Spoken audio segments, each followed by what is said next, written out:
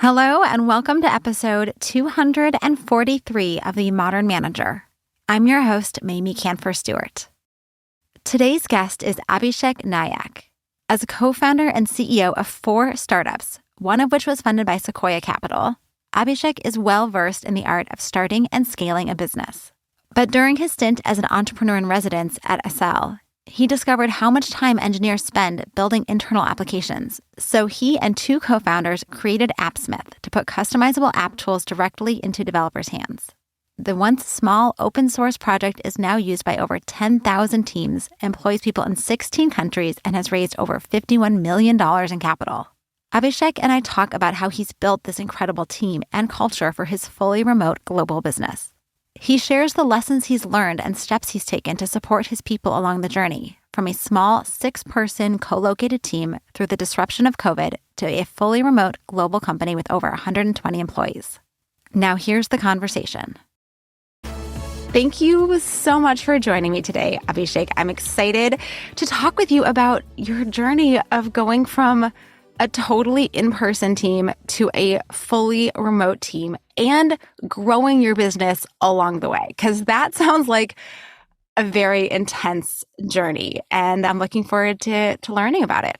Thank you, Mamie. I'm excited to talk to you about my journey from a young manager to an experienced manager and entrepreneur, and I'm so excited to share my learnings about remote working. All right. So why don't you start by setting the stage? What was the situation? You were a small startup, building a business, figuring things out, and then you decided to go remote. So tell us what was the situation and what spurred that decision? Sure. So imagine about 2.5 years ago, it's March of 2020, and we're a startup that's been in development mode and in the pre-launch mode for about 6 months. So we were a team of 6 people and we hadn't launched anything. So we didn't have a product that was out in market. Instead, we were heads down building. And we were doing all of this sitting around a single table in a co-working space. And then COVID hits and the co-working space basically tells us with just 1 day notice that from tomorrow onwards, you'll have to stop coming because we are shutting the co-working space. Because of COVID, we cannot have people work here anymore. That took us by surprise because we did not expect co-working spaces to shut down or offices to shut down. This is still early days when nobody was expecting COVID to be big. So we were quite surprised and we suddenly had to figure out how do we work together, because we were a pre-product market fit startup, which meant every day was a lot of chaotic meetings, discussing an idea, immediately going and either building that out or designing it or writing content about it. But it was all in person and really quick. We used to all work together.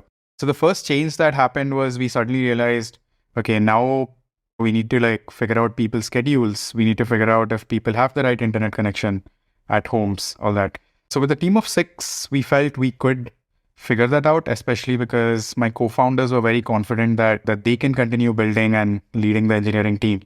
But I suddenly realized that I don't get to meet my co-founders enough. I won't get to share my ideas with them like we used to around a lunch table or in meetings or while having a coffee together. So that really scared me because I'm a very verbal and expressive person in person, but I'm a terrible writer. I'm not great at email. I'm not very expressive in the written medium. So that was pretty scary. So this was the stage when we decided to go fully remote, or rather we were forced to go fully remote. Wow. I feel like so many of us can relate to that experience of overnight going from being all things are normal, we're coming into the office, to you are now a remote team, figure out a whole new way to work. And to your point about using different skills, it's a different thing to be working remotely. It requires a lot more reliance on written communication, a lot more reliance on self-direction and independence because you don't have people surrounding you looking over your shoulder, right? There's a whole bunch of stuff that changes. You don't get that energy, right? As you said, you really enjoy being around your colleagues, and now that's not happening. So tell me a little bit about why you decided to stay remote, because things started opening up and you chose not to shift back to going into the office. Here. So the first 2 months were very slow for our team. We couldn't get as much done as we were doing before. But But during those 2 months, we rapidly started adopting more rituals. These rituals were around like a coffee check-in or just getting together to hack around the product or to do like a bug bash together. So we started building these rituals. And as these rituals started working, I also realized that there is some power to being in remote. The number one thing that happens is everybody gets their own personal office, at least most people. Somebody who has kids, I think they definitely still struggle to get personal space. But the rest of us, we were actually able to get a personal office, moving from a open office to a quiet environment in your home. That meant we could do more focused work without losing concentration or without being distracted by somebody. So that was the first benefit that I saw, that engineers were actually happier.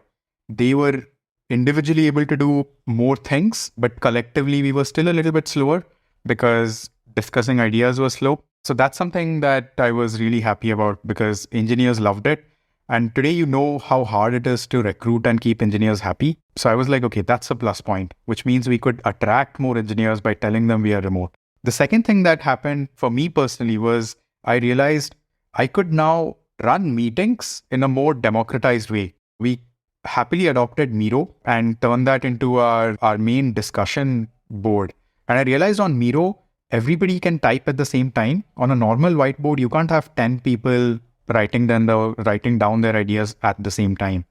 But it's possible to do that on Miro and not have anybody who's the loudest voice in that room. So that really amazed me and opened a whole new world for me because I love talking to individual people and figuring out what their ideas are. And I realized now I can use Miro where everybody can share their own ideas at the same time without anybody talking over each other, without somebody's ideas being shot down or somebody trying to qualify somebody else's idea. So that was an amazing experience because I suddenly realized I could now listen to 10 people at the same time. So that's how I realized I can now turn this into something that's positive, a more democratic environment where everybody's ideas are heard. The second change that happened was around the way we recruit people. We are in Bangalore, and Bangalore is India's sort of like India's Silicon Valley. So the salaries are really high here. I realized now I could look for people outside Bangalore.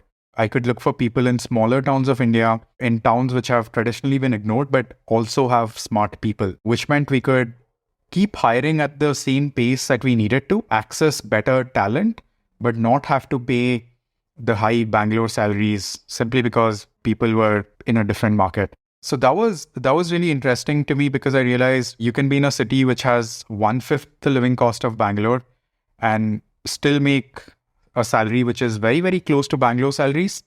But this person was now actually exceptionally happy. We didn't have to actually lose people because we couldn't afford to compete with other bigger startups. So that opened a whole world for me and I realized now I can hire inside India anywhere. We also ended up hiring our first person from Nigeria about 8 months after we went fully remote. And this person convinced me that we could hire internationally as well and create an amazing culture. Nigeria has some of the smartest people that I've ever worked with. And I had never thought of Nigeria as a place where I would go hire engineers from. But after our first hire there, we then started looking for more folks in Nigeria as well as in other Asian countries. Like we hired from China, from Pakistan, Bangladesh, which are close to India. We also hired folks from Europe.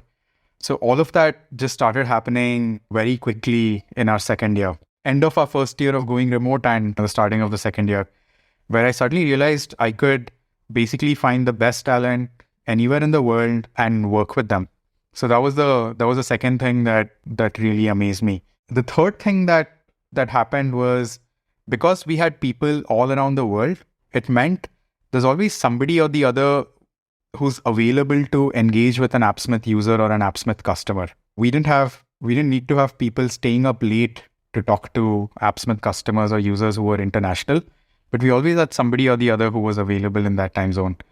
So really, like, these are the three things that happened. Much better working environment. We could attract and hire talent from anywhere.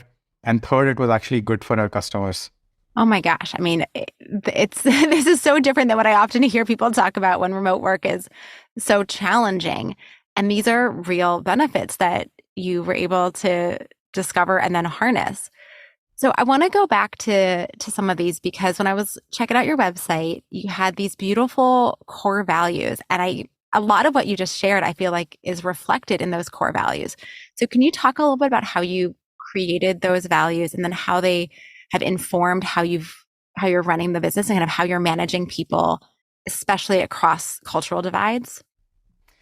Yes, absolutely. So one of the core values that we have is autonomy. And what autonomy means is people get to work on something that they enjoy, and people get to do that in the place that they enjoy working from.